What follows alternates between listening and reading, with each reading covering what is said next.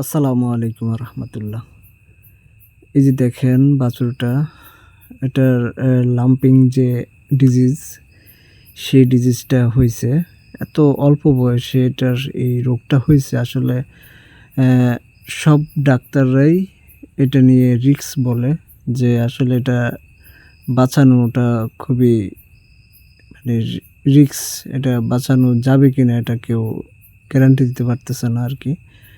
এটা আজকে ১ সপ্তাহের উপর হয়ে গেছে এটার এই অবস্থা। তো যাই হোক, আমরা তো চিকিৎসা চালিয়ে যাচ্ছি। এই যে দেখেন, পরদিন, এটা আগের দিনের ভিডিও ছিল, এটা হলো পরের দিনের ভিডিওটা। এই যে লেবুর রস, ডাক্তার বললো যে লেবুর রস খাওয়াবেন, তাহলে মুখে রুচি আসবে আর রোগ প্রতিরোধ ক্ষমতা বাড়ে। ভিটামিন সি খেলে তো অবশ্যই এটা আপনারা জানেন, রোগ প্রতিরোধ ক্ষমতাটা বেড়ে যায়। সে কারণেই ডেইলি ২ থেকে ৩ বার এই লেবুর রস খাওয়ানো হয়। তো যাই হোক, এই যে সিরিঞ্জ দিয়ে খাওয়ানো হচ্ছে, দেখতেছেন। আর এটার মোটামুটি এই যে এই সময়টা দুধ খাওয়াটা অনেকটা কমে গেছে, যার কারণে সিরিঞ্জ দিয়ে দুধ খাওয়ানো হচ্ছে মাঝে মাঝে। কখনো কখনো খায়, আর কখনো খায় না। তো যার কারণে যে দেখেন, আমি অপেক্ষা করতেছি যে দুধ খাবে, সেই জন্য।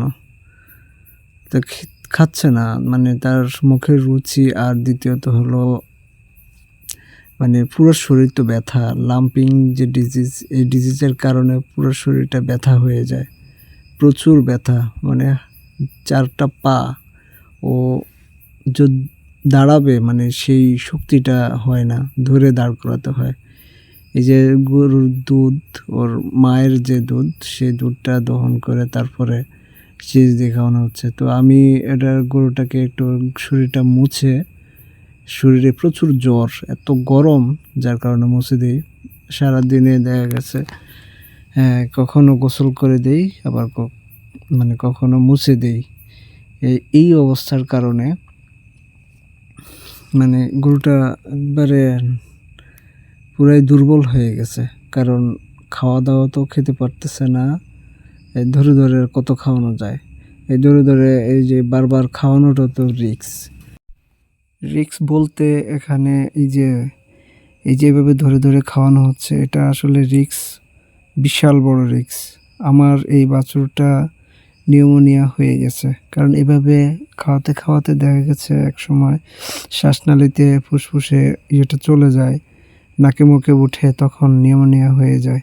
আমার এই বাছুরটা সেম অবস্থা হয়েছে, যার কারণে আমার বাছুরটা দেখেন পরবর্তী সময় আমার বাছুরটা অবস্থা।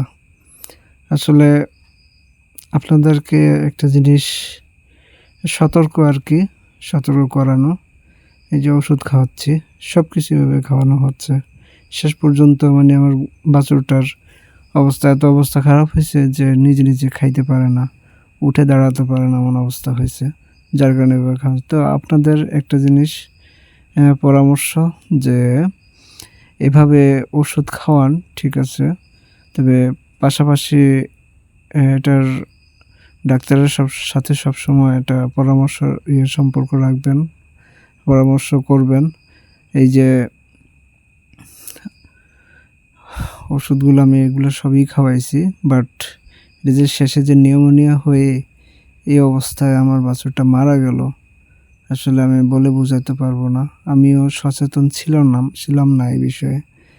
এই যে মা গরুটা দেখেন কি অসহায়ের মতো দাঁড়িয়ে আছে, নির্বাক হয়ে। যাই হোক, আপনাদের একটা পরামর্শ যে আপনারা একটু সাবধান হবেন। এই ধরনের বাছুর যদি কখনো হয়, তো খাওয়াবেন, খাওয়াতে গিয়ে তারপর একটু সাবধানতা অবলম্বন করতে হবে। আমি যেটা পারিনি সেটা আপনাদের যেন না হয়। এত অল্প বয়সে বাছুর যেন না মরে যায়, একটু সাবধান হতে হবে। যাই হোক, সবই আল্লাহর ইচ্ছা, আল্লাহ চাইলে কি না হয়। যাই হোক, বাছুরটা সন্ধ্যার আগে মারা যায়, 8 তারিখ সন্ধ্যার আগে। তো রাতের মধ্যে এটাকে গর্ত করে ফেলি যেন কোনো ধরনের সমস্যা না হয়। এই যে দেখেন গর্ত করছি, তো বাকিটুকু আসলে করতে পারি নাই, কারণ একা একা কি সব কিছু করা তো সম্ভব না, যার কারণে সম্ভব হয়নি আর কি।